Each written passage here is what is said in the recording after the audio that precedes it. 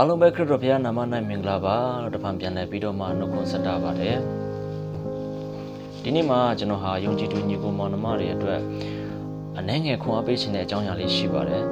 အဲ့ဒါကတော့ယုံကြည်ခြင်းနဲ့အမြင်ဆိုတဲ့နှုတ်ကပတ်တော်အဖြစ်ကျွန်တော်ဟာခွန်အားပေးခြင်းတာဖြစ်ပါတယ်ယုံကြည်သူဘုရားသားသမီးတွေဆိုတာ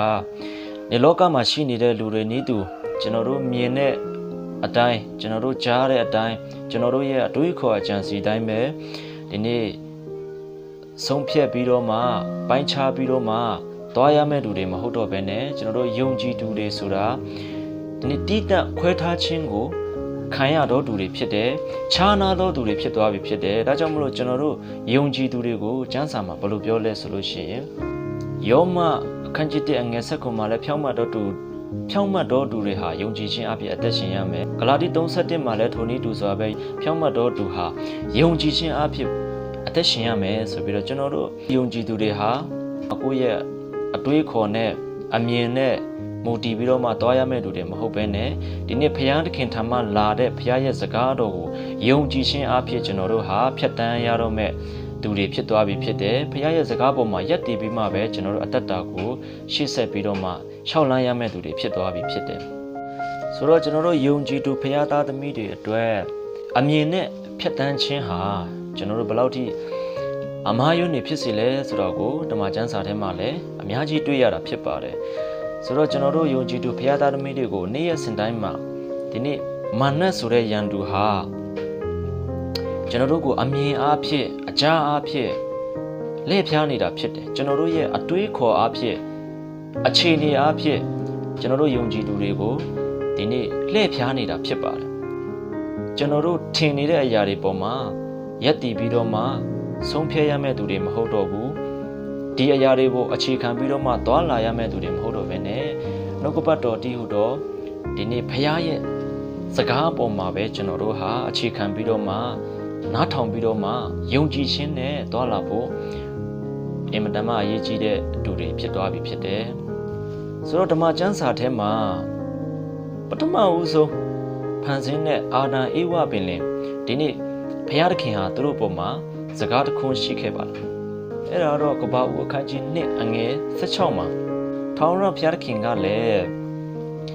ကောင်းမကောင်းတိကျွမ်းရာအပင်မတပါထိုဥယျာဉ်၌ရှိသည်များသောအပင်တို့၏အတီးကိုတင်တို့သည်စားရသောအခွင့်ရှိထိုအပင်၏အတီးကိုကမစားရစားသောနေ့တွင်ဧကံအမှန်တည်ရမည်ဟုလူကိုပညတ်ထားတော်မူ၏ဆိုတော့ဒီဘုရားသခင်ရဲ့ဖန်ဆင်းစဘုရားသားသမီးဖြစ်တဲ့အာဒံဧဝနှစ်ဦးပေါ်မှာဘုရားသခင်ဟာပညတ်ထားတဲ့သူ့ရဲ့စကားတော်ရှိခဲ့တာဖြစ်တယ်ဒါပေမဲ့တရက်တော့မာနဟာဘုရားသားသမီးတွေကိုအမြဲတမ်းဖျက်ဆီးခြင်းနဲ့နှောက်ယှက်ခြင်းနဲ့စာတန်မာနဟာတရက်တော့ဧဝအဖြစ်ဒီနေ့လှည့်ဖျားခဲ့တာပဲဖြစ်ပါတယ်ဘုရားစကားအဖြစ်တော့သူဟာမစားရဘူးဆိုတော့ကိုသူသိပေမဲ့မာနရဲ့လှည့်ဖျားခြင်းကြောင့်သူဟာဒီကောင်းမကောင်းအပင်ကိုကြည့်တဲ့အခါမှာဒီဧဝဟာသူ့ရဲ့အမြင်ပေါ်မှာရွေးချယ်ခဲ့မိဘုရားသခင်မလုံနဲ့မစားနဲ့ဆိုတဲ့ဒီအပင်ကိုသူ့အမြင်အဖြစ်ကြည့်တဲ့အခါမှာတော့စားဖွယ်ကောင်းခြင်းအစင်းလှခြင်းဉာဏ်ပညာသိုးဖွားခြင်းဆိုတဲ့သူ့ရဲ့အမြင်ပေါ်မှာဆုံးဖြတ်ပြီးတော့သူဟာဒီကောင်းမကောင်းအပင်ကိုဘုရားစကားနဲ့ဆန့်ကျင်ဘက်အလုပ်ကိုသူဟာလုပ်ခဲ့မိတာဖြစ်ပါတယ်မာနရဲ့လက်ဖြတ်ခြင်းကိုခံရပြီးတော့မှကျွန်တော်တို့လူသားမျိုးနွယ်တွေဟာကြာရှုံးခဲ့ရတာဖြစ်ပါတယ်ဒါဟာဧဝရဲ့သူ့ရဲ့အမြင်ပေါ်မှာအထင်ပေါ်မှာဆုံးဖြတ်ပြီးတော့မှလှုပ်ဆောင်မိခဲ့တဲ့မာယုံမှုပဲဖြစ်ပါတယ်ကျွန်တော်တို့မြင်နေတဲ့အရာပေါ်ကျွန်တော်တို့အုံနောက်နဲ့စဉ်းစားမိတဲ့အရာတွေကမှန်တယ်ကောင်းတယ်လှုပ်တင်တယ်လို့ထင်ရပေမဲ့အဆုံးမှာတည်ခြင်းကိုဖြစ်စေတဲ့အရာတွေအများကြီးရှိတယ်ဆိုတော့ကိုဓမ္မကျမ်းစာမှာလည်းဆုံးမထားတာကိုတွေ့ရပါတယ်တုတ်တန်အခန်းကြီး16အငယ်25မှာလည်းလူထင်တဲ့အတိုင်းမှန်သောလက္ခဏာရှိတော်လဲအဆုံး၌တည်ခြင်းကိုဖြစ်စေတဲ့လက်နှမျိုးရှိတယ်ဆိုပြီးတော့မှဆုံးမထားတာကိုတွေ့ရပါတယ်ကျွန်တော်တို့ယုံကြည်သူဘုရားသားသမီးဆိုတာဟာကျွန်တော်တို့အမြင်တွေကျွန်တော်တို့အတွေးခေါ်တွေဘလောက်ပဲကောင်းတယ်လို့ထင်ရပါစေကျွန်တော်တို့အမြင်မှာဘလောက်ပဲလှုပ်တင်တယ်မှန်ကန်တယ်လို့တွေးမိပါစေကျွန်တော်တို့ဟာဘုရားသခင်ရဲ့စကားတော်ပေါ်မှာပြန်ပြီးတော့မှဆင်ခြင်ပြီးတော့မှ လှုပ်တဲ့မလှုပ်တဲ့ကျွန်တော်တို့ဟာပိုင်းခြားဖို့ဖြစ်ပါတယ်အဲ့တော့ကျွန်တော်တို့ဟာအထင်အမြင်နဲ့တွားရမယ့်လူတွေမဟုတ်ဘဲနဲ့ယုံကြည်ခြင်းအဖြစ်ကျွန်တော်တို့ဟာတွားရမှာဖြစ်ပါတယ်ယုံကြည်ခြင်းဟာကြားနာခြင်းအဖြစ်ဖြစ်တယ်ကြားနာခြင်းဟာလည်းဘုရားသခင်ရဲ့စကားတော်အဖြစ်ဖြစ်တယ်ဆိုပြီးတော့ယောမ10 19မှာကျွန်တော်တို့တွေ့ရတယ်တောလေယာအခန်းကြီး73ထဲမှာလည်းဒီနေ့ဘုရားသခင်ဟာဣသရေလလူမျိုးတွေအတွက်ဂတိတော်တစ်ခုရှိခဲ့ပါဂတိတော်တစ်ခုပေးခဲ့တယ်ဒါကတော့ခါနာန်ပြည်လူနဲ့ပြားရည်စည်းတယ်ဆိုတဲ့အလွန်အင်မတန်မှပြည့်စုံတဲ့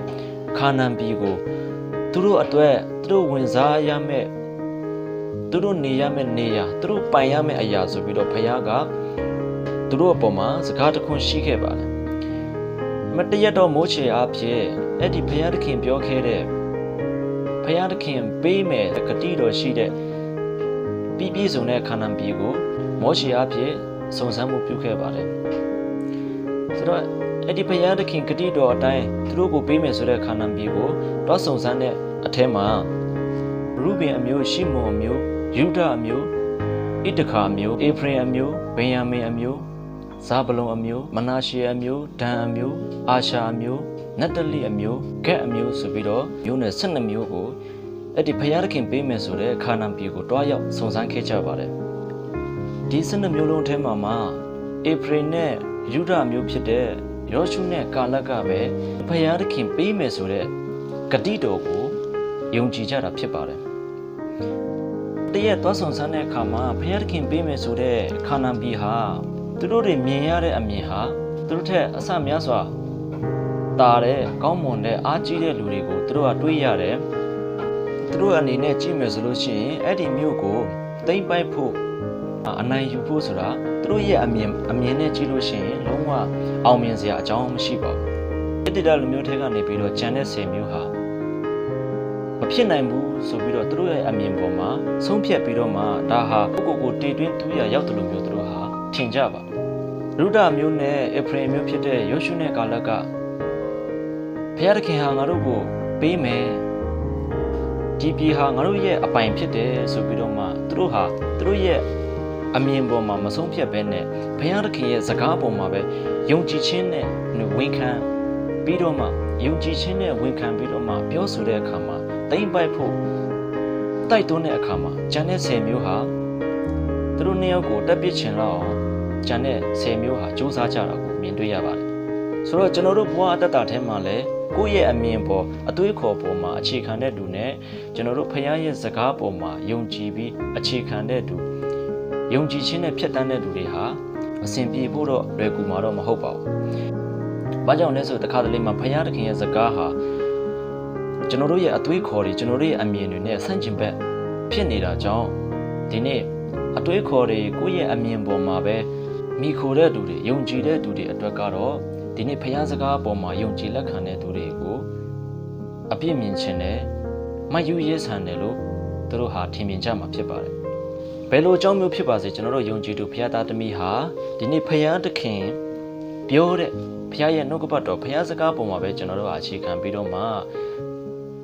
ရှောက်လန်းဖို့ဖြစ်ပါတယ်ယုံကြည်ဖို့ဖြစ်ပါတယ်။ဒါမှလည်းကျွန်တော်တို့ဟာခရိယန်တတ္တာဖြတ်တန်းခြင်းရဲ့အနှစ်သာရကိုခံစားရမှာဖြစ်ပါတယ်ဒီနေ့ခရိယန်တယောက်ရဲ့အနှစ်သာရဟာယုံကြည်ခြင်းနဲ့ဖြတ်တန်းခြင်းပဲဖြစ်ပါတယ်ဒီနေ့ယုံကြည်ခြင်းမရှိဘဲနဲ့ကျွန်တော်တို့အတွေးခေါ်တွေနဲ့အကြံစီတွေနဲ့ကျွန်တော်တို့အမြင်တွေနဲ့သွားနေခြင်းဟာဒါဟာခရိယန်တယောက်ရဲ့အနှစ်သာရကိုရရှိမှာမဟုတ်ပါဘူးအဟေဘရဲအခန်းကြီး7အငယ်6မှာလည်းယုံကြည်ခြင်းမရှိရင်ဘုရားသခင်စိတ်တော်နဲ့မတွေ့နိုင်ဘူးဆိုတဲ့အတိုင်းကျွန်တော်တို့အတ္တထဲမှာဒီနေ့ယုံကြည်ခြင်းမရှိဘဲနဲ့ကျင့်တမျှတော့အကျင့်တွေဟာဘုရားသခင်အတွက်ဘုရားသခင်ရဲ့ရှေ့မှာအပြစ်ဖြစ်စေတာဖြစ်တယ်ဘုရားသခင်ရဲ့စိတ်တော်နဲ့မတွေ့စေနိုင်ဘူးဖြစ်တယ်ဒါကြောင့်ကျွန်တော်တို့ဟာအခြေအနေတွေနဲ့အပေါ်မူတည်ပြီးတော့ဆုံးဖြတ်လို့ရှိရင်ကျွန်တော်တို့အဆုံးမှာဆုံးရှုံးစရာတွေကြုံတွေ့စရာပိုများမှာဖြစ်တယ်ဒါကြောင့်မို့ကျွန်တော်တို့နေ့ရက်စဉ်တိုင်းမှာဘုရားရဲ့အတန်တော်ကိုကြားတတ်ဖို့လိုအပ်တာဖြစ်တယ်ဘုရားရဲ့အတန်တော်ကိုကြားတတ်ပြီးတော့မှဘုရားရဲ့စကားပေါ်မှာယုံကြည်ခြင်းနဲ့သွားလာတဲ့လူတွေဖြစ်ဖို့လိုအပ်တာဖြစ်တယ်။ဒါမှပဲကျွန်တော်တို့ဟာဘုရားသခင်ရဲ့စိတ်တော်နဲ့တွေ့တော်သူဖြစ်ပြီးတော့မှ ဒီနေ့မြေကြီးပေါ်မှာဘုန်းတော်ထင်ရှားတဲ့သူတစ်ပါးတွေအတွက်စစ်မှန်တဲ့ဘုရားသခင်ရဲ့တတ်နိုင်ခြင်းကိုမြင်တွေ့စေတော်သူတွေဖြစ်မှာဖြစ်တယ်ဆိုတော့ကိုခွန်အားပေးရှင်တာဖြစ်ပါတယ်ဘယ်လိုအခြေအနေပဲဖြစ်နေပါစေကျွန်တော်တို့ဟာဘုရားစကားပေါ်မှာယုံကြည်ခြင်းနဲ့ယက်တည်ဖို့လိုအပ်တာဖြစ်ပါတယ်ကျွန်တော်တို့စဉ်းစားနိုင်တဲ့အတွေးခေါ်တွေထက်ဘုရားသခင်ရဲ့စကားဟာပို့ပြီးတော့မှမှန်ကန်တယ်ဆိုတာကိုဘုရားရဲ့နှုတ်ကပတ်တော်ဟာပို့ပြီးတော့မှတိကျတယ်မှန်ကန်တယ်ဆိုတာကိုကျွန်တော်တို့တွေနေ့ရက်စဉ်တိုင်းမှာယုံကြည်ခြင်းနဲ့ဆင်ခြင်နေဖို့နေ့ရက်စဉ်တိုင်းမှာယုံကြည်ထားဖို့လိုအပ်တယ်ဆိုတော့ကိုခွန်အားပေးရှင်တာဖြစ်ပါတယ်ယုံကြည်သူညီကိုမောင်နှမအရောက်ချင်းစီတိုင်းပေါ်မှာဘုရားသခင်တာ၍မဆာကျေးဇူးပြုပါစေ